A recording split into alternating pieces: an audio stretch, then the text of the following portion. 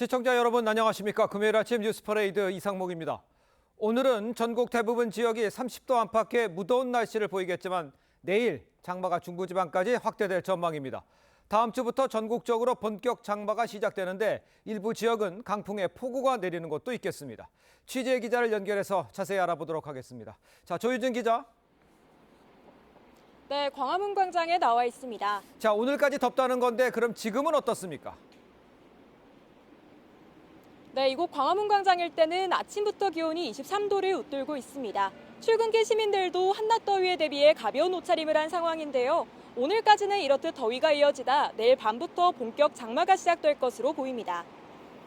오늘 전국 대부분 지역에서 체감온도가 31도 안팎까지 오르는 등 더위가 예상됩니다. 지역별로 서울 33도, 춘천 33도, 대전 32도, 대구 32도, 전주 31도를 기록할 전망입니다. 내일 새벽 제주도를 시작으로 내린 비는 밤부터 수도권과 강원도로 확대되겠습니다. 중부지방의 장마는 내일 밤 시작될 것으로 보이는데 지난해와 비교하면 사흘 늦은 기록입니다. 다만 비의 양이 많고 강도도 셀 것으로 예상돼 태풍급 비바람이 우려됩니다. 주말 이틀간 수도권과 강원, 충청권에는 30에서 100mm의 비가, 전라권과 경상권, 제주도에는 30에서 80mm의 많은 비가 예상됩니다. 북태평양 고기압 가장자리를 타고 수증기가 다량 공급될 가능성이 있어 시간당 최대 50mm의 폭우가 내리는 곳도 있겠습니다. 다음 주는 내내 전국에 장맛비가 내릴 전망입니다. 기상청은 지역에 따라 특히 밤새 많은 비가 내릴 수 있다며 침수 취약 지역 주민들의 주의를 당부했습니다. 서울 광화문 광장에서 TV조선 조유진입니다. 자, 지금 보시는 것처럼 이 장마철에 이렇게 차량이 물에 잠기는 등 침수 피해가 반복될 가능성이 아주 높습니다. 이런 피해를 막기 위해서는 물막이 판이 효과적입니다. 그런데 여전히 이 상습 침수 구역으로 낙인을 찍힐까 봐 설치를 꺼리는 곳이 많다고 합니다. 지자체가 비용 지원을 해준다고 해도 이 거부하는 곳이 적지 않다고 합니다. 김창섭 기자입니다. 지하 주차장에 빗물이 조금씩 들어오더니 잠시 후 폭포처럼 쏟아집니다. 주차된 차는 물에 둥둥 떠다닙니다. 지난 2022년 8월 갑자기 내린 폭우로 발생한 차량 침수 상황입니다. 폭우 피해가 컸던 해에 침수된 차량들은 10대 중 6대가 주차된 상태였습니다. 침수를 막기 위해선 물막이판이 필수지만 침수 위험이 있는 아파트 단지 13곳 가운데 주차장에 물막이판을 설치한 곳은 3곳뿐이었습니다. 2년 전 침수 피해를 입은 곳이지만 여전히 설치식 물막이판은 놓여져 있지 않습니다. 상당수 집주인들이 상습 침수 지역으로 낙인 찍힐까 걱정해 설치를 꺼리기 때문입니다. 실제로 지난해 서울시에서 침수 우려 아파트 단지에 물막이판 설치비를 지원하는 사업까지 했지만 82곳 중 7곳은 끝내 설치를 거부했습니다. 침수 당하면은 진짜로 더 약간 저평가될 위험이 있으니까 입주민들께서 좀 생각을 달리 하셔서 혹시라도 모를 만약의 사태에 대비해 설치한다는 개념. 오늘부터 침수 위험 차량 차주에게 대피 알림 서비스가 제공되지만 전문가들은 물막이판 설치가 침수 피해를 줄일 수 있는 가장 효과적인 방법이라고 조언했습니다. TV조선 김창섭입니다. 네, 더불어민주당이 본격 전당대회 준비에 들어갑니다. 현재로서는 이재명 전 대표가 단독 출마할 가능성이 큰데요. 추대를 할지 찬반 투표를 할지 여부를 오늘 결정할 전망입니다. 한송원 기자의 보도입니다. 대표직에서 물러난 이후 여전히 연임 여부에 침묵하는 이재명 전 민주당 대표. 언제 입장 발표하시고 또 어떻게 전당대회 준비하고 계신지 계속 생각을 좀 해보겠습니다. 하지만 이 전 대표에 도전할 별다른 대항마가 없는 현재로선 이 전 대표 단독 출마가 기정사실화되는 분위기입니다. 민주당 전당대회 준비위원회는 오늘 2차 회의를 열고 단독 출마 시 선출 방식을 결정할 예정입니다. 선택지는 추대와 찬반 투표 두 가지입니다. 전준희는 단독 추대 시 명분과 찬반 투표 시 절차적 정당성 등을 다각도로 고민하는 것으로 알려졌습니다. 어대명 기류에 전당대회 흥행을 우려하는 목소리는 커지고 있습니다. 이재명 대표하고 지금 이 분위기에서 붙으라 그러면 너 약간 돌았냐? 뭐 이 소리밖에 더 듣겠어요. 이 전 대표 강성 지지자들은 최고위원 출마설이 나오는 비명계 인사들에게 출마하지 말라는 문자 폭탄을 보내는 등 압박을 가하는 것으로 전해졌습니다. TV조선 한송원입니다. 네, 국민의힘은 전당대회를 앞두고 당권 주자들의 한동훈 후보에 대한 비판 수위가 높아지고 있습니다. 원희룡 후보는 한 후보가 띄운 제3자 해병대원 특검법을 강하게 비판했고, 나경원, 윤상현 후보도 한 후보의 각을 세웠는데, 한 후보는 보수 정치가 품격이 있었으면 한다고 맞받았습니다. 정민진 기자의 보도입니다. 홍준표 대구시장을 만난 원희룡 후보는 한동훈 후보가 홍 시장을 만나지 못한 이유를 이렇게 설명했습니다. 홍준표 그 시장을 배신하고 간 사람들을 시켜가지고 전화로 틱틱거려가지고 이거 무슨 검찰에서 소환하듯이. 한 후보가 법무장관이 된 건 윤석열 대통령과의 친분 때문이라고 했고, 한 후보가 주장한 제3자 해병대원 특검법 역시 순진하고 위험한 정치라고 비판했습니다. 원 후보가 본격적인 선두 경쟁에 나선 거란 해석이 나왔습니다. 다른 후보들도 한 후보를 겨냥한 비판 수위를 높여가는 분위기입니다. 여론 높으면 한동훈 특검도 받으시겠냐고. 아마 절대 못 받으신다 그럴걸요. 이 당을 이렇게 쪼그러 만들어드린 장본이 누굽니까? 한동훈 위원장 아닙니까? 저런 식의 이재명 민주당식 개변이 어디 있습니까? 보수 텃밭인 대구를 찾은 한동훈 후보는 싸움은 야당과 하자며 품격을 지키라고 꼬집었습니다. 인신공격성 발언들을 많이 하시고 그 수위가 점점 높아가고 있는 것 같은데요. 저는 우리 보수 정치가 우리 지지자들만큼 품격이 있어졌으면 좋겠다. 나경원, 윤상현 후보는 한동훈, 원희룡 후보가 현역 의원들과 러닝메이트를 하는 문제를 지적했지만 전당대회 선관위는 당원 당규 위반 소지가 없다고 판단했습니다. TV조선 정민진입니다. 자, 민주당이 김홍일 방통위원장에 대한 이 탄핵 소추안을 당론으로 채택해 발의를 했습니다. 노동일 파이낸셜 뉴스 주필 이승훈 더불어민주당 전략기획위 부위원장과 함께 정치권 소식 자세히 짚어보겠습니다. 안녕하십니까? 네, 안녕하세요. 자, 야당이 이동관 전 방통위원장에 이어서 또다시 탄핵을 추진하자 야당은 습관성 탄핵이라고 맞받았습니다. 여야 입장부터 들어보겠습니다. 지금 현재의 그 2인 체제라고 불리는 방통위원 2명으로 방통위의 중요 의결이 이루어지는 이 상황 자체가 위법이라고 판단하고 있고요. 직권 남용을 이유로 탄핵안을 발의하는 것으로 이해하시면 되겠습니다. 의회 독주, 입법 폭주로도 모자랐던 것인지 21대 국회 때부터 나온 나쁜 습관성 탄핵병이 한치도 나아지지 않은 채 또다시 등장했습니다. 자, 민주당은 원래 이제 5인 체제의 방통위 국회 추천 3인 상임위원 임명 없이 2인 체제로 주요 사항을 의견하고 있다. 이게 위법이다. 또 직권남용이다. 이렇게 이야기를 하고 있습니다. 어떻게 먼저 생각하시는지를 좀 말씀해 주십시오. 글쎄요, 이게 정치적으로 보자면 너무나 지나친 거대 야당의 독주, 독재라고밖에 볼 수 없는 거죠. 예.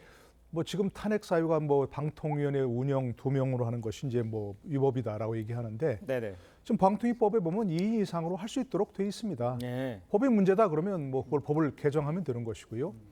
만약에 지금 현재 그 다른 의원 추천이 안 돼서 그렇다면 민주당이 지금 추천을 해야 됩니다. 민주당이 추천을 안 하고 있습니다.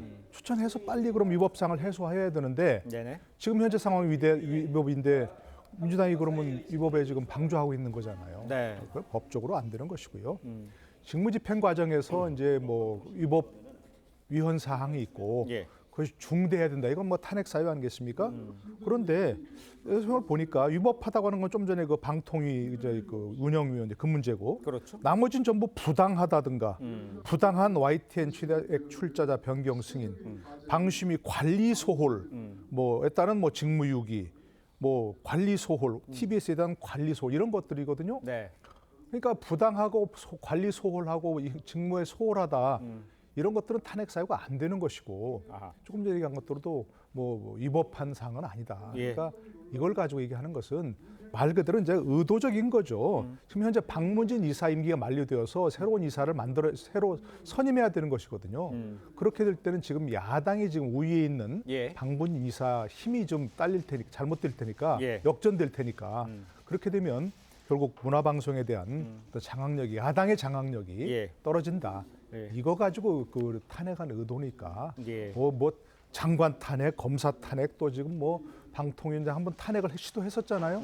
거기다가 또 뭐 판사 탄핵까지 한다고 대통령 탄핵까지 한다고 예. 이거야말로 거대 야당의 독주 독재라고밖에 할 수 없는 거죠. 알겠습니다. 그러니까 민주당에 왜 이렇게 했는지 입장까지를 다 지금 이야기를 해주신 것 같아요. 총괄적으로 다 얘기를 해주셨는데 그 중에서 하나가 그 민주당 몫의 추천이 있었는데 민주당이 추천을 안 했다는 얘기하고요.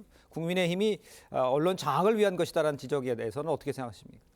언론 장악이라고 하는 것은 민주당이 할 수 없죠. 네. 방송통신위원장이 어떻게 언론을 장악하는지 문제이기 때문에 예. 민주당이 장악한다. 이것 자체는 장악을 저지하기 위한 것이다. 이렇게 말씀드리고요. 네네. 그렇습니다. 비정상이 되면 정상으로 바꿔야 되죠. 방송통신위원회가 총 위원이 5명인데 2명만 가지고 1년 가까이 끌어가고 있어요.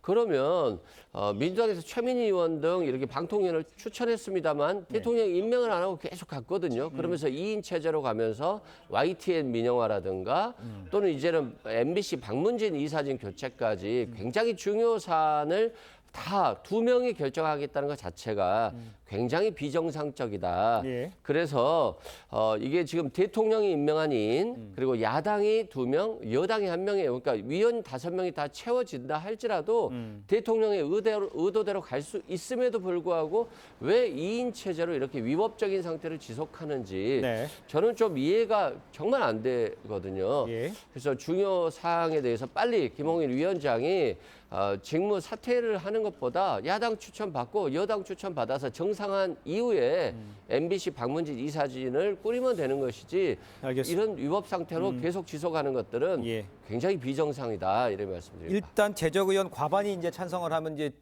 탄핵이 진행이 되지 않습니까? 일각에서 이제 김홍일 위원장이요 직무 정지를 피하기 위해서 이동관 전 위원장처럼 탄핵안 표결 전에 자진 사퇴할 가능성도 있다 이렇게 이야기가 나오고 있는데 이렇게 절차상에서는 어떤 상황이 벌어질 것으로 예상되세요? 뭐 지금 충분히 있죠. 우리가 지난번 이동관 그 예. 방통위원장 탄핵에서 봤지 않습니까? 네네. 뭐 민주당이 발의했지만 표결하는 날 미리 사퇴해 버리니까 아무 네. 의미가 없어져 버리는 거죠.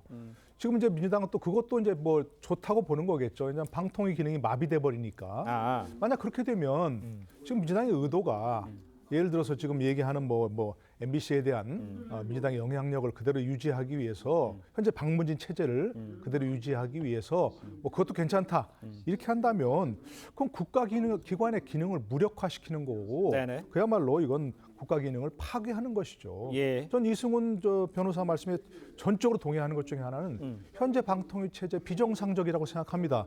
5인 체제인데 2인으로 계속 운영하는 게 말이 안 되죠. 아까 보니 엄격하게 따지면 위법은 아니지만 바람직하지 않은 것이고 빨리 정상화를 시켜야죠. 예. 그럼 지금 거대 야당에서 여당 보고 당신들 1명 추천하고 우리도 2명 추천하겠다. 빨리 정상화 시키자.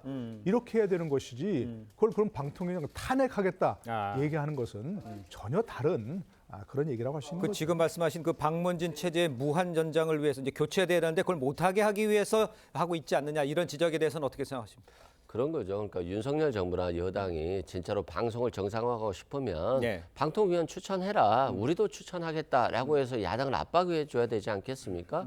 근데 자신도 추천을 안 하고 네. 야당에서 추천했더니 임명도 안 하고 6개월, 8개월째 갖고 가버리니까 결국에는 그냥 야당 위원 추천이 안 된 상태에서 임명이 안 된 상태에서 방문진 이사진 교체하면 네네. 이제 언론 장악의 마무리가 되겠다. 예. 이렇게 보고 있기 때문에 저는 비정상적이다. 그리고 더 좀 우픈 현실은 네네. 대통령이 2명 임명하고 여당이 1명 임명하고 야당이 2명 임명해도 어차피 3대2로 대통령 의도대로 갈 수가 있어요. 그렇다고 예. 한다면 이렇게 방문진 이사진을 정말로 교체하고 싶으면 야당 의원, 여당 의원 다 임명한 이후에 법대로 교체하시면 돼요. 그럼에도 불구하고 왜 이렇게 우리가 일반적으로 모든 위원회가 과반 출석에 과반 찬성이잖아요. 근데 5명 중에 2명 가지고 어떤 국가 중대사를 결정한다? 이건 굉장히 위법한 직무 집행이다. 이렇게 보고 있는 겁니다. 알겠습니다. 일단 뭐 정상화해야 된다는 것은 의견이 모아지지만 누가 잘못했냐에 대해서 지금 싸움이 계속되고 있는 것 같습니다. 자, 다음 이야기도 좀 해보도록 하겠습니다. 국민의힘 당권 경쟁이 지금 본격화되면서 한동훈 후보에 대한 이 다른 후보들의 집중 공세가 좀 이어지고 있죠. 한동훈 후보 반응까지 함께 이어 들어보겠습니다. 뭐 어제도 이제 많은 당원들하고 이야기를 했는데 그분들은 조금 생각이 그냥 인기와는 좀 생각이 다르게 생각하시는 것 같아요. 정말 당을 걱정하니까 이 근본적으로 당을 어떻게 바꿀 것이 있느냐 이렇게 생각하는 것 같더라고요. 그래서 경험이 없는 그런 발상 때문에 탄핵 초시계를 지금 작동을 시켜놓은 것에 말려드는 선진하고 위험한 그런 정치에 몰고 가는 겁니다. 한동훈발 무슨 뭐 그 순직 해병 특검법이 나왔습니다만은 대통령실의 반응이 뭡니까? 전륜입니다. 전륜. 전륜이라는 게 뭡니까? 한마디로 당시하고 관계를 절단했다는 겁니다. 이거. 인신공격성 발언들을 많이 하시고 그 수위가 점점 높아가고 있는 것 같은데요. 저는 우리 보수 정치가 우리 지지자들만큼 품격 있어졌으면 좋겠다라는 말씀을 드립니다. 예, 저렇게 얘기한 것뿐 아니라 이 특정인이 비례대표를 2번 받았다. 이 캠프의 보좌관을 파견해서 개파 정치를 한다. 지금 점점 더 한동훈 후보에 대한 공세는 수위는 높아지고 거칠어지는 상황. 이렇게 보면 어대한이라는 이게 흔들린다고 보십니까? 어떻게 봐야 되는 겁니까? 뭐 지금 보면은 뭐 어대한이라고 장담하기 어려운 상황이 이미 됐지 않겠습니까? 뭐 나경원, 원희룡, 한동훈, 그다 윤상현, 윤상현 의원이 먼저인가요? 그렇게 좀 가나순을 하자면 그런데 나름대로 다 득표력 있는 분들 아닙니까? 중진들이고 뭐 한동훈 전 위원장은 아직 뭐 초선도 아닙니다만 나머지 분들은 상당히 중진 정치인들이고 득표력 있는 분들이니까 1차에서 한동훈 전 비대위원장이 50%를 넘어가지고 승부를 끝낸다. 그렇게 보기는 어려울 것 같아요. 현재 상황으로? 예, 현재 상황에서는. 뭐 그렇다면 2차 결선 투표에 가면 나머지 주자들이 전부 2등한 사람을 몰아준다. 뭐 한 위원장이 1차에서 뭐 과반을 하지 못하지만 1등을 한다는 거 전제로 해서 말씀드리면 그렇다는 얘기입니다. 그렇게 되면 승부가 뒤집힐지도 모르니까 어대한 분위기는 좀 가셨다. 하지만 한동훈 전 위원장이 역시 많은 여론조사에서 지지도를 벗고 있으니까 나머지 2, 3, 4위 후보들이 집중 공격하는 건 당연하지 않습니까? 그런데 그것도 사실은 지켜야 할 선이 있는 거죠. 알겠습니다. 당권 주자들이 자신들이 후보가 다시 대표가 되면 이 당을 어떻게 바꾸겠다. 그래서 국민의 지지를 어떻게 얻어오겠다. 정권을 성공시키겠다. 그래서 다음 대선에 성공하겠다.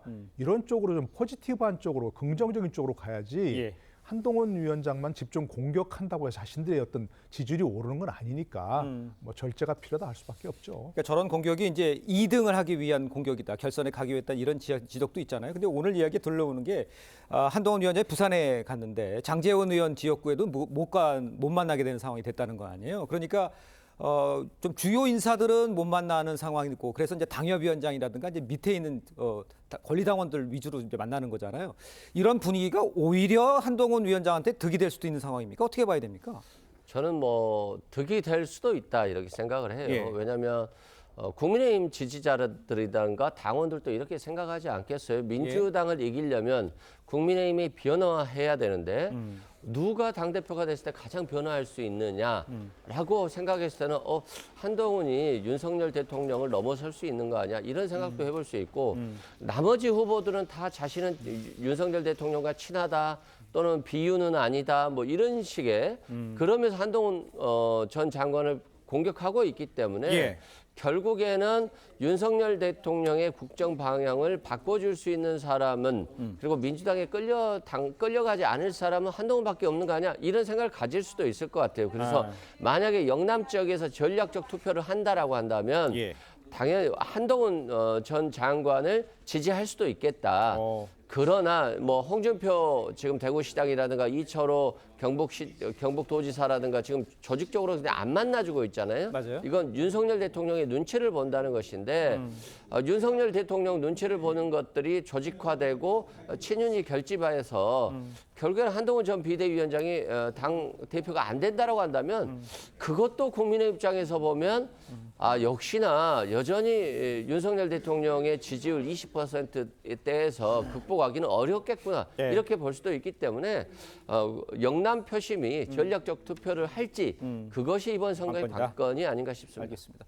자, 민주당 전당대회 소식도 짚어보겠습니다. 이재명 전 대표의 이 단독 출마 가능성이 큰 상황인데 후보 한 명일 때 이제 추대를 할지 이제 찬반 투표를 할지 오늘 결정이 될 것 같은데 어떤 방식으로 할 것 같아 보이세요?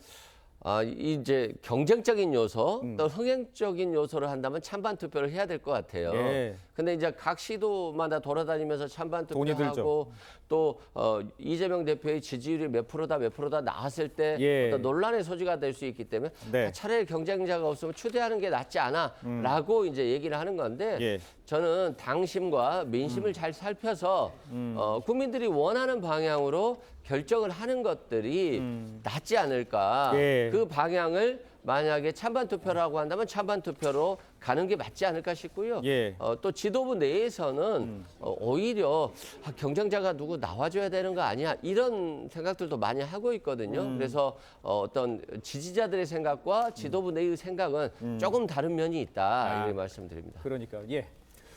그 지금 민주당이 어떤 정당입니까? 정말로 우리나라의 민주주의를 이끌어온 그런 정당이라고 자부하지 않습니까? 네.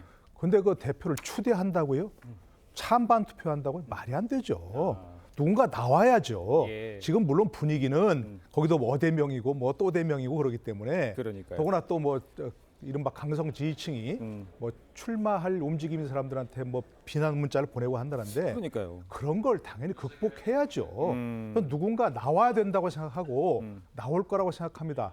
물론 지금 많은 사람들 중에는 박용진 의원의 운명을 보니까 도저히 못 나가겠다 할 수는 있겠지만 그러니까요. 그런데도 용기를 못 내는 사람이 무슨 정치를 하겠습니까? 그러니까 민주당에 있는 그 수많은 뭐 지금 170명이 넘는 의원들이 그리고 또 원외에도 많은 좋은 사람 있지 않습니까? 예. 그런 사람이 나서야 되는 것이지 예. 눈치 보고서 안 나서고 그러면 영원히 이 사람 정치적으로 클 수 있는 기회를 놓쳐버리는 거예요. 이재명 대표 체제가 영원히 가겠습니까?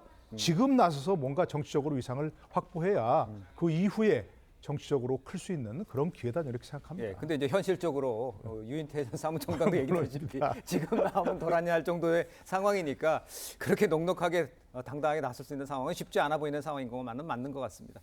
자, 이런 상황에서 강성 지지층과 이 친명계가요, 김동연 경기도지사를 향해서 아주 맹공을 퍼붓고 있는 상황입니다. 왜 그런가? 이화영 전 부지사 측이 자료 요청을 경기도가 거부한 것을 두고 지금 반발이 거센 상황입니다. 글쎄요, 이거는 어떻게 보십니까?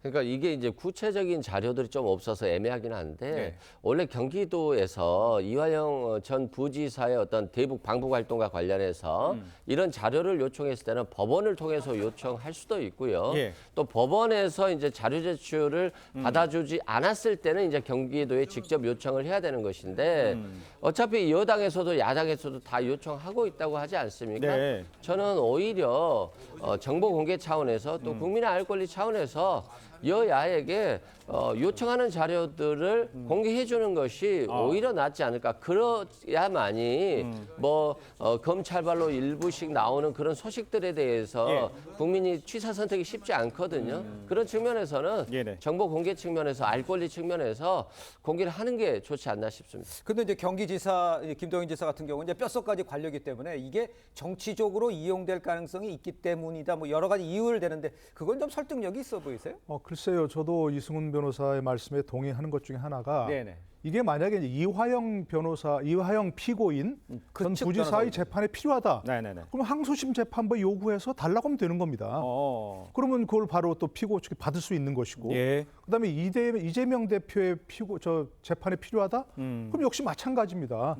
재판부에 요구해서 이거를 보고서를 봐야 네네. 아태평화위 결과 보고서라고 얘기하는 건데 예. 이 보고서를 봐야만 피고인의 재판 진행에 꼭 필요하다, 방어에 필요하다 하면 얼마든지 법적으로 할 수 있는 게 있습니다. 근데 왜 지금 그런 절차를 밟지 않고 이렇게 얘기하는 것은 뭐 김동연 지사의 의도가 어디 있던 간에 사실은 이재명 대표의 어떤 이 문제가 이재명 대표 재판에 문제가 있다.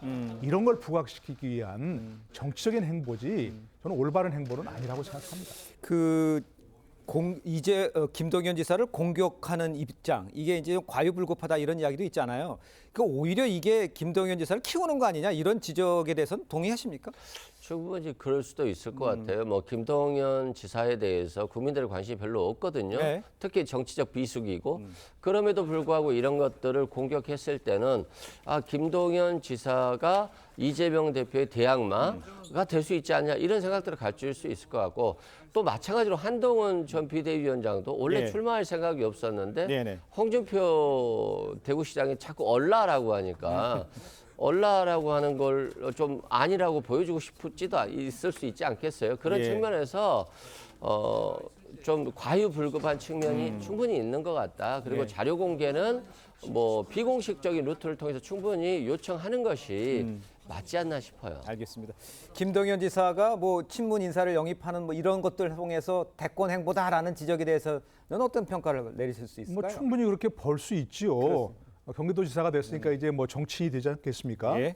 자치단체장이라면 선거를 거쳤으니까 예. 더구나 이재명 대표의 사법 리스크는 어떤 결과가 나올지 모릅니다. 그렇죠. 그렇기 때문에 그에 대해서도 뭐 충분히 준비하고 있을 필요가 있고 네. 본인도 지금 다음 대선에도 뭐 생각이 있다는 여러 가지 얘기가 있으니까 네. 뭐 그런 걸 충분히 정치적으로 평가할 수밖에 없는 거죠. 알겠습니다. 자, 오늘 두 분 말씀은 여기까지 듣겠습니다. 고맙습니다.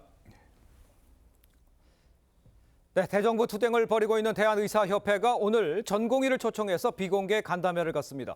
범의료계 협의체는 내일 무기한 휴진 방안 등을 논의할 예정인데 의료계가 의정 갈등의 돌파구를 마련할지 여기에 관심이 쏠립니다. 정수영 기자입니다. 대한의사협회와 전공의는 그동안 곳곳에서 불협화음을 내왔습니다. 의협이 의료계를 대표해 정부에 최후 통첩을 보내자 이번 주말까지 정부가 입장 변화를 보이지 않으면 다음 주부터 예정된 전국의 휴진 사태는 막을 수 없습니다. 박단 전공의 대표는 이면택 회장은 도대체 뭐하는 사람이냐며 반발했습니다. 의협이 22일 의료계의 대정부 소통기구로 올바른 의료를 위한 특위를 출범시켰을 때도 전공의 측은 불참 의사를 밝혔습니다. 양측이 곳곳에서 마찰하면서 정부와의 협의도 난항을 겪어왔는데 의협이 오늘 전공의들과 비공개 간담회를 추진하는 것으로 알려졌습니다. 전공의는 정부 의대 증원에 가장 적극 반발하면서 복귀하지 않고 있는데 이번 간담회에서 의협과 전공의가 의견 합의를 시도할 가능성도 제기됩니다. 올특위는 내일 범의료계의 휴진 방안을 논의할 계획입니다. 최근 5대 병원 중 서울대병원과 가톨릭병원 등이 휴진을 철회하며 휴진 동력이 약해졌다는 평가가 나와 의료계가 어떤 결정을 내릴지 이목이 쏠립니다. TV조선 정수양입니다. 네, 최근 방송인 박수홍 씨와 골프 선수 출신 박세리 씨가 가족과의 도움 문제로 갈등을 빚으면서 관심을 끌었던 법조항, 친족 상돌의 규정에 대해 헌재가 전원 합의로 헌법 불합치 판결을 내렸습니다. 가족 사이라 해도 사기, 횡령 등 재산 범죄에 대해 처벌할 수 있도록 하는 등 경제적 착취를 용인하지 않겠다는 겁니다. 이재준 기자의 보도입니다. 헌법재판소가 친족 간 재산 범죄는 처벌하지 않는 형법상 친족 상돌의 규정에 헌법 불합치 결정을 내렸습니다. 형법 제328조 제1항은 헌법에 합치되지 아니한다. 법원, 기타 국가기관 및 지방자치단체는 2025년 12월 31일을 시한으로 입법자가 개정할 때까지 위 법률 조항의 적용을 중지하여야 한다. 국회가 기한 내에 법을 고치지 않으면 해당 법조항은 자동 무효가 됩니다. 헌재는 친족이라는 이유만으로 실제 유대관계나 범죄의 경중을 가리지 않고 일률적으로 형을 면제하는 건 위헌이라고 했습니다. 앞서 지적장애인 김모 씨는 2019년 함께 사는 삼촌에게 퇴직금을 빼앗기자 횡령 혐의로 고소했지만 친족 상도례 때문에 불기소 처분이 내려지자 헌법 소원을 냈습니다. 헌재는 현행법이 가족 안에서 약자가 경제적으로 착취당하는 결과를 낳을 수 있다고 판단했습니다. 미성년자나 질병, 장애 등으로 가족과 친족 사회 내에서 취약한 지위에 있는 구성원에 대한 경제적 착취를 용인할 우려가 있습니다.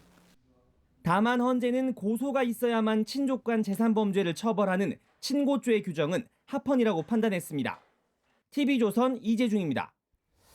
자, 전해드린 대로 가족 간에 일어난 이 재산 범죄를 처벌할 수 없게 한 이 형법상 친족 상돌의 이 규정 헌법에 어긋난다는 헌재 판단이 나왔습니다. 네, 관련 내용 최진영 변호사, 장윤미 변호사와 함께 자세히 짚어보도록 하겠습니다. 안녕하십니까? 네, 안녕하십니까? 자, 먼저 헌재의 판단, 헌법 불합치 결정 이거의 의미를 좀 해석해 주셔야 될 것 같아요. 그렇습니다. 법은 문지방을 넘지 않는다라고 했습니다. 네.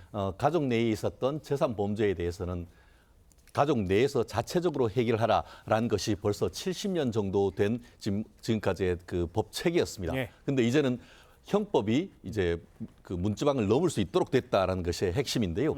한마디로 가족 피해자의 권리를 보호해야 할 필요성이 가족 간의 단순한 유대가 없는 경우까지 하는 것보다 훨씬 더 필요하다 이런 취지 아니겠습니까? 실제로 지금 대가족 시대에 만들어진 친족 상도례가 어떻게 보면 핵가족을 넘어 핵개인까지 지금 돼 있는데 그렇다고 한다고 하면은 유대관계도 없는 가족들한테 대해서도 어떤 그 범죄를 저질렀는데 거기를 면책해 준다는 것은 실 상황에 맞지 않다라고 했는데요. 저희가 사법시험이나 이런 거 공부할 때 그 형을 면제하는 범위가 직배, 동호, 가배 이런 식으로 외웠던 기억이 납니다. 직계혈족이라든가 배우자 그리고 동거하는 가족, 동거하는 가족의 배우자 이런 부분 같은 경우에는 절도죄나 횡령을 해도 처벌하지 않았었는데 이제는 시대가 변했다. 그렇기 때문에 일률적으로 형을 면제해 주는 것은 가족인 피해자의 어떤 그 피해 회복이라는 취지에 봤을 때의 위헌인데 다만 내년 그 말까지는 국회에서 이 법을 바꿀 때까지는 법을 적용하지 않는다 이렇게 판단했습니다. 그렇군요. 네, 근데 이제 친족 상돌의 조항, 박송씨 사건으로 관심이 쏠렸던 거잖아요. 네. 그렇다 보니까 박송씨 사건의 경우에도 좀 영향을 미치지 않을까라는 생각이 들거든요. 어떻게 보세요? 그렇진 않습니다. 그렇습니까? 왜냐하면 행위시법이라고 해서 네. 과거에 있었던 일에 대해서는 그 당시의 법을 적용하게 되는 겁니다. 어제 헌재의 판결로 네. 일단 이 해당 조항의 효력은 중지가 됐고 12월에는 상실이 되는 것은 맞지만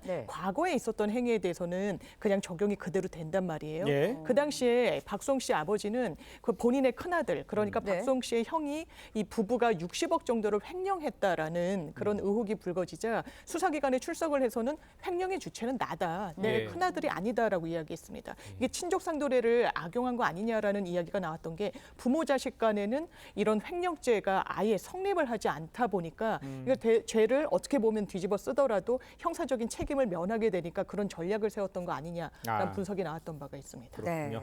자, 그런데 이제 헌재가요 친고죄에 대해서는 합헌 결정을 내렸습니다. 이건 어떤 이유라고 하면 되겠습니까? 그렇습니다. 아까 말씀드렸듯이 가까운 친척, 어떻게 보면 8촌인의 혈족, 4촌인의 인척, 그리고 그 배우자나 아니면은 아까 지금 이 사건이 계기가 된 동거하는 삼촌 이런 케이스는 아까 형을 면제했지만 이 케이스에서도 동거를 하지 않았다라고 한다고 하면은 고소하면 처벌을 할 수 있었는데 지금 그 친고죄 같은 경우에는 얘기하고 있었던 그런 아주 가까운 친척이 아닌 좀 먼 친척에 대해서 같은 경우에도 기존 같은 경우에는 고소하지 않으면 처벌하지 못했던 그런 사안인데 이 사안은 아까 얘기하는 것처럼 일관적인 가까운 친척에 대해서는 일률적으로 처벌하지 않는 것은 아니고 일정 부분 같은 경우에는 피해자가 형사를 고소하면은 처벌하는 것인데 그 정도라고 한다고 하면은 피해자의 어떤 의사에 따라 처벌할지 여부를 결정할 수 있기 때문에 그 정도의 범위에서 그 아까 얘기한 것처럼 친족 상도례에서 어떻게 보면 친고죄를 한 부분은 헌법에 위반되지 아니한다 판단을 했는데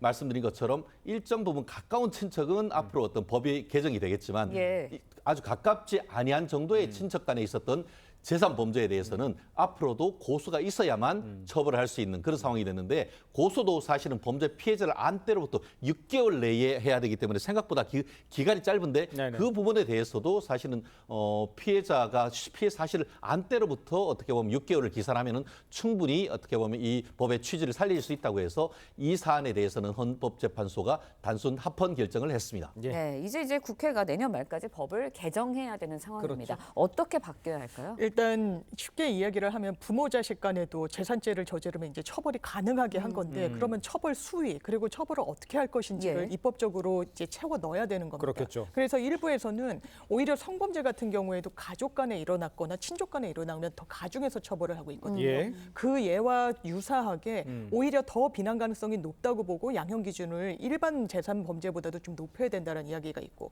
다만 이 법의 원래의 취지는 너무 집안 일에 이런 법에 관여하는 게 좋지 않다라는 문제의식이 있기 때문에 그렇다면 가까운 친족 사이 그리고 먼 친족 사이와 대해서도 좀 분별해서 입법을 해야 되는 거 아니냐 이런 대안이 나오고 있습니다. 알겠습니다.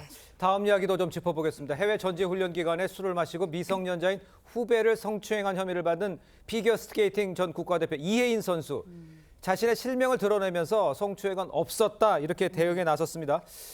대체 뭐 간략하게 상황을 좀 설명을 해주세요. 그렇습니다. 지난달 그 이탈리아에서 이 피겨 국가 어떤 대표의 어떤 현지에 가서 전지 훈련이 있었었는데 그때에 음주했다는 내용이 어떤 진정이 되고 해서 실질적으로 지금 스포츠 공정위원회에 회부가 됐는데 조사하는 과정에서 단순 음주를 넘어서 어떤 이성 어떤 후배에 대한 성추행이 있었다는 그런 내용이 좀 밝혀졌다라고 해서 지금 논란이 벌어지고 있었었는데요. 다만 이러한 논란에 대해서 지금 이혜인 씨 측 같은 경우에는 음주를 한 것은 정말 잘못됐다. 하지만 성추행은 아니고 둘 연인 사이에 있었던 행동이다라고 지금 얘기를 하면서 성추행 여부에 대한 어떤 그 진실 공방이 벌어지는 상황인 것 같습니다. 네, 말씀하신 것처럼 이혜인 씨 측은 성추행이 아닌 연인 사이의 행동이었다라고 주장을 하고 있습니다. 하지만 미성년자인 피해자 선수 측 반박을 하고 있거든요. 맞습니다. 입장이 다릅니다. 그러니까 작년에 한 3개월 정도 사귀고 교제했던 사이인 건 맞다라는 거예요. 그런데 그 이후에는 헤어졌고 연인 사이가 더 이상 유지되지 않았고 오히려 이 미성년자 이 남성 같은 경우에는 계속 이혜인 씨를 좀 피해 다니기까지 했다라는 건데 일단 전지훈련에 같이 동참을 하게 되다 보니까 방으로 불러서 갔을 때 원하지 않던 성적 접촉이 있었다. 이 부분과 관련해서는 굉장한 좀 충격을 받은 상태에 있는데 이 일이 있은 이후에 뭔가 증거를 수집하려고 했던 그런 부분까지 더해지면서 현재 뭐 치료를 받고 있다 이런 주장 내놓고 있습니다. 알겠습니다. 네. 자, 두 분 말씀은 여기까지 듣겠습니다. 고맙습니다. 감사합니다. 감사합니다. 네, 폭주독들은 차량 통행이 드문 이 심야 시간대에 때를 지어 나타나서 소음 공해를 유발을 합니다. 사고 위험이 있어서 무작정 단속하기도 힘들다고 하는데요. 이를 조롱하듯이 경찰 앞에서 위협 운전을 하던 폭주족들 체유가 어땠을까요? 김다로 기자의 보도입니다. 새벽 시간 대전의 한 교차로. 달려오던 검은색 승용차가 갑자기 드리프트를 하고 반대 차선 인도 쪽에 있던 사람이 놀라 일행을 끌어당깁니다. 뒤이어 나타난 현란한 불빛의 오토바이들이 소화제를 뿌리며 질주합니다.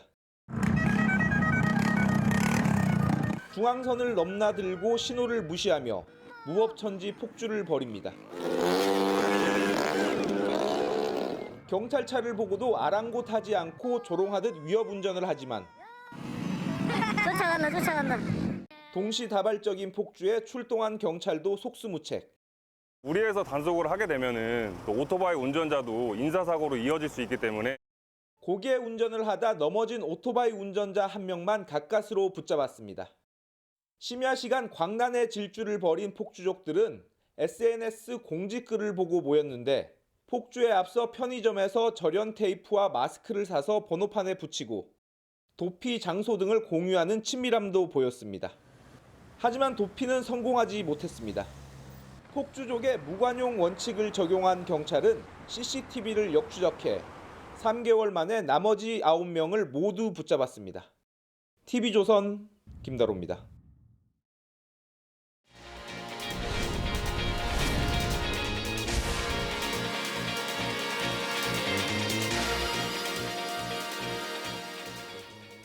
네, 매주 금요일 이번 한 주 사회적 관심을 끌었던 사건을 심도 있게 짚어봅니다. 사건의 해부 시간입니다. 이번 주도 사회부 사건데스크 최석후 차장과 함께합니다. 안녕하세요.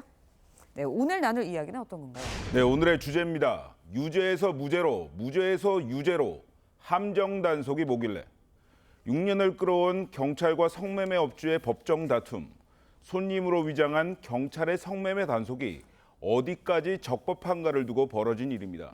최근 대법원은 경찰관이 성매매 단속 과정에서 몰래 녹음을 하고 영장 없이 업소를 촬영했더라도 재판 증거로 쓸 수 있다고 판단했습니다.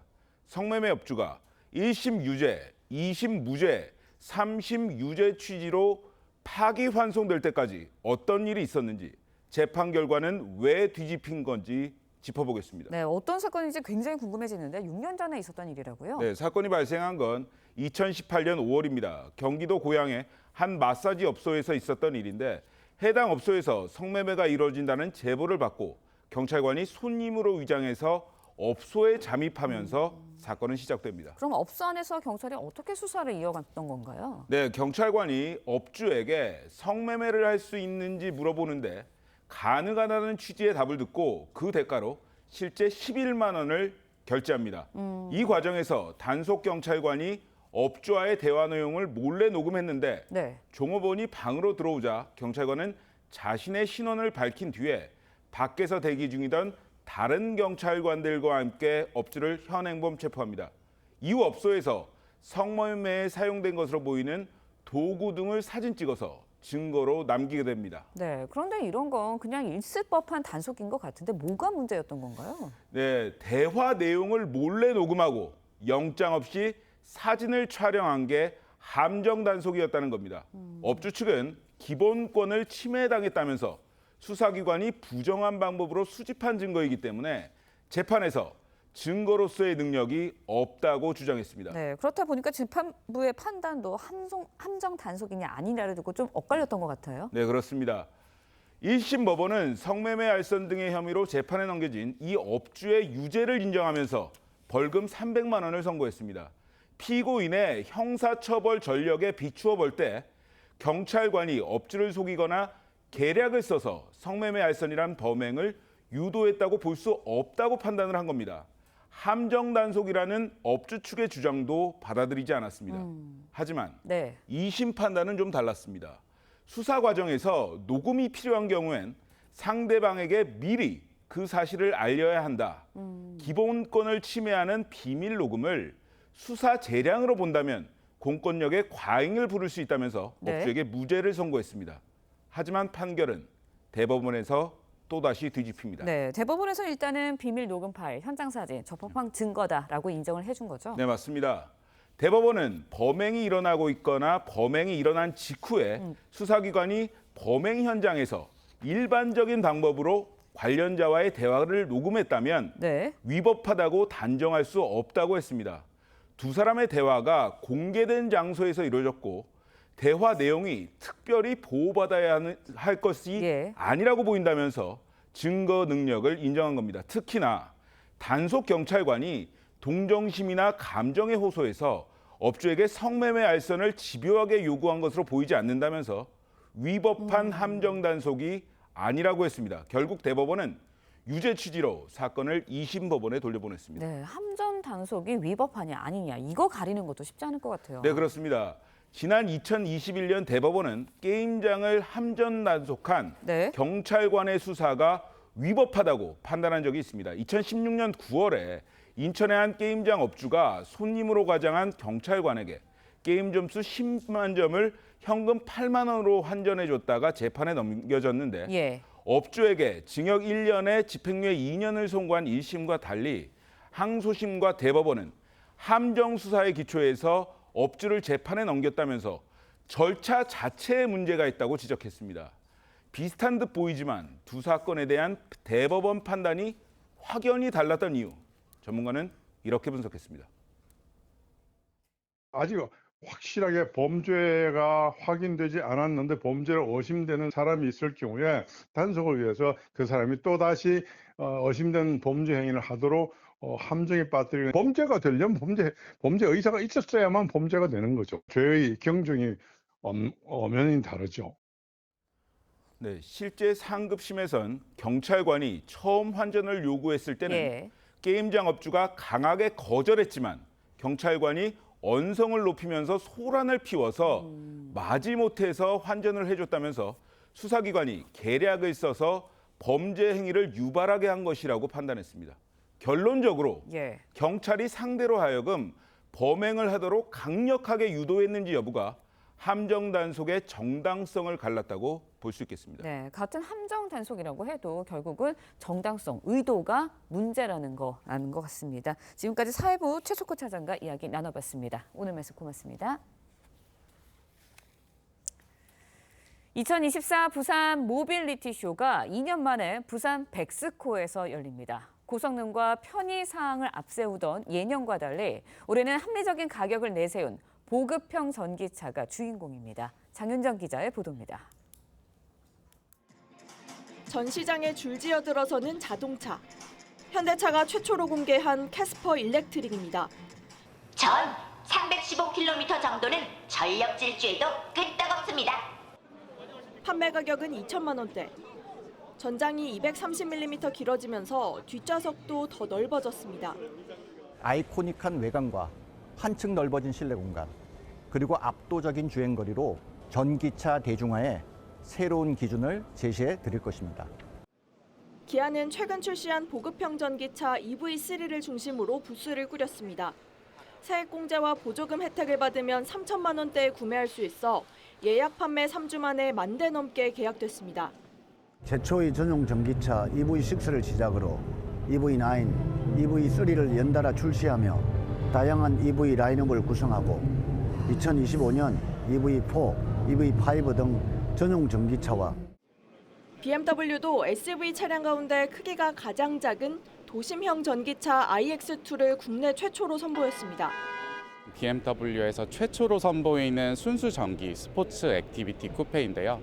날렵한 차체에 전동화 파워트레인을 적용하여 스타일과 친환경성을 보급형 전기차를 전면에 내세운 건 일시적 수요 감소, 전기차 캐즘을 돌파하려는 의지로 분석됩니다. 올해 국내 전기차 판매량은 5만 79대로 전년 동기 대비 21% 줄었습니다. 부산 모빌리티 쇼는 다음 달 7일까지 열립니다. TV조선 장윤정입니다. 네, 보시는 것처럼 4년 전 대선에서 맞짱 토론을 벌였던 바이든 대통령과 트럼프 전 대통령. 오는 11월 미국 대선을 앞두고 오늘 첫 TV 토론을 합니다. 90분 동안 서서 청중도 원고도 없이 굵직한 현안에 대해 또 한 번 치열한 공방을 벌일 것으로 보입니다. 황정민 기자의 보도입니다. 4년 전 대선 토론. 당시 트럼프 대통령이 본인 차례가 아닌데도 번번이 끼어들자 바이든 후보와 설전이 벌어집니다. Because the question is, will you shut up, man? 이렇게 대선 토론이 난장판이 되는 걸 막기 위해 이번에는 발언 순서가 아닌 후보는 아예 마이크를 끄기로 했습니다. 이번 토론은 CNN 방송이 주최하는데 두 후보는 90분 동안 청중이 없는 연단에 선 채 논쟁을 벌입니다. 사전 원고도 없고 빈 종이와 펜, 물 한 병만 들고 무대에 오릅니다. 토론에선 불법 이민과 고물가, 임신 중지, 우크라이나 전쟁 등 국내외 현안이 쟁점이 될 전망입니다. I'm going to be looking for which candidate, answers very confidently, who is kind of bringing truth to the story. 바이든 대통령은 고령 논란을, 트럼프 전 대통령은 사법 리스크를 안고 있는 만큼 관건은 누가 상대의 약점을 더 부각하느냐에 달려있다는 분석도 있습니다. 토론은 우리 시간 오전 10시에 시작합니다. TV조선 황정민입니다. 네, 렌즈에 담긴 그 순간 그 의미를 짚어보는 시간이죠. 사진 기자가 선택한 아침의 한 장입니다. 오늘은 조선일보 사진부 오종찬 기자와 함께합니다. 안녕하세요. 오늘 아침에 볼 사진 어떤 건가요? 네, 백두산 북쪽 능선 천문봉에서 바라본 천지의 모습입니다. 변화무쌍한 날씨 때문에 천지를 보려면 3대가 덕을 쌓아야 한다고 하죠. 얼마 전 우리 사진 기자가 백두산에 다녀왔는데요. 그 장엄한 모습 함께 보시죠. 이렇게 맑은 하늘에 천지를 볼 수 있는 건 1년 중 100일이 채 되지 않는다고 합니다. 북한 쪽 관일봉에는 아직 녹지 않은 눈과 얼음이 남아 있었고요. 역시 북한 영역인 동파 지역에는 북한 군인들이 목격되기도 했습니다. 백두산은 전체 면적 중 4분의 3이 중국 땅인데 천지는 약 54.5%가 북한에 속해 있습니다. 네, 웅장한 백두산 천지의 모습 참 아름다운데요. 최근에 백두산 관광이 중국인들에게도 그렇게 인기라고요. 네, 백두산이 지난 3월 중국 명칭인 창바이 산으로 유네스코에 등재됐는데 요즘 인사인해를 이루고 있다고 합니다. 백두산 천지를 보려고 줄 서 있는 중국인 관광객들의 모습입니다. 그동안 북한에서 별다른 움직임이 없어서 아쉽게도 유네스코에는 백두가 빠진 창바이 산으로만 등재됐는데요. 자칫 백두산이 외국인들에게 중국의 산으로만 인식되지 않을까 걱정하는 목소리가 나오고 있습니다. 네, 마음껏 가볼 수는 없지만 한민족에게 큰 의미가 있는 백두산 잊지 말아야 할 것 같습니다. 지금까지 아침의 한 장이었습니다. 오늘은 장마가 잠시 소강 상태에 접어들겠습니다. 현재 비구름은 제주도 부근에만 약하게 지나고 있는데요. 오후에는 대기가 불안정해지며 강원 내륙과 충북 남부, 남부지방에 5에서 20mm의 소나기가 내리겠습니다. 오늘 한낮 기온 어제보다 기온이 높아지겠습니다. 서울이 33도, 대전과 대구 32도로 무더위가 예상됩니다. 내일은 전국에 장맛비가 내리겠습니다. 내일 새벽 제주를 시작으로 오전에는 전남과 경남, 밤에는 수도권 등 전국으로 확대돼 일요일 오후까지 이어지겠습니다. 예상되는 강수량은 수도권과 강원, 충청에 최대 120mm 이상, 호남 지방에도 100mm가 넘는 많은 양의 비가 내리겠고요. 영남 지방에도 30에서 80mm의 비가 예상됩니다. 7월이 시작되는 다음 주엔 비가 내렸다 그치기를 반복하면서 내내 장맛비가 이어지겠습니다. 오늘의 날씨 이나일입니다. 네, 이상으로 금요일 뉴스퍼레이드 마칩니다. 네, 저희는 다음 주 월요일 아침 7시 30분에 다시 찾아뵙겠습니다. 시청해주신 여러분 고맙습니다.